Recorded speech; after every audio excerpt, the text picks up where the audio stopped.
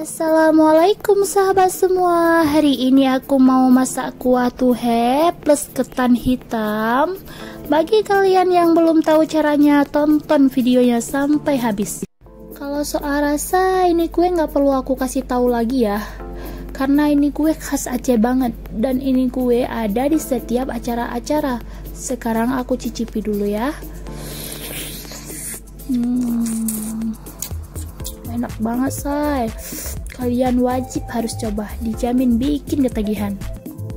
Langkah yang pertama, beras ketannya direndam terlebih dahulu selama 20 menit. Setelah itu dikukus kurang lebih selama 10 menit. Ini udah 10 menit ya, lalu kita angkat. Jangan terlalu mateng dia, setengah mateng aja dulu.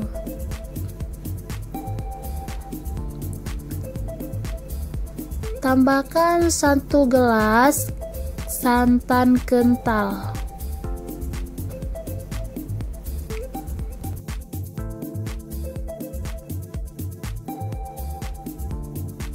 Satu sendok makan gula pasir. Ini sesuai selera ya, karena kalau dipakai gula kayak ada rasa manis-manisnya gitu. Dan garam secukupnya. Nah, sekarang tinggal dibentuk. Kalau aku sih pakai cetakan biar terlihat cantik aja. Nah, lakukan semuanya seperti ini sampai semuanya selesai. Setelah semuanya selesai, lalu kita kukus selama 15 menit. Nah, siap. Tarak. Cantik sekali kan? Kalau kita pakai cetakan memang cantik kali penampilannya. Nah, cantik. Untuk kuahnya, daun pandan, santan dari 1 kelapa, garam secukupnya, dan tambahkan gula pasir sesuai selera. Ini santan yang udah mendidih, tambahkan ketela,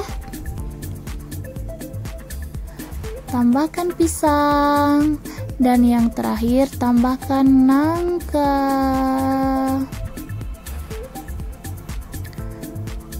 Yang terakhir kita tambahkan nangka.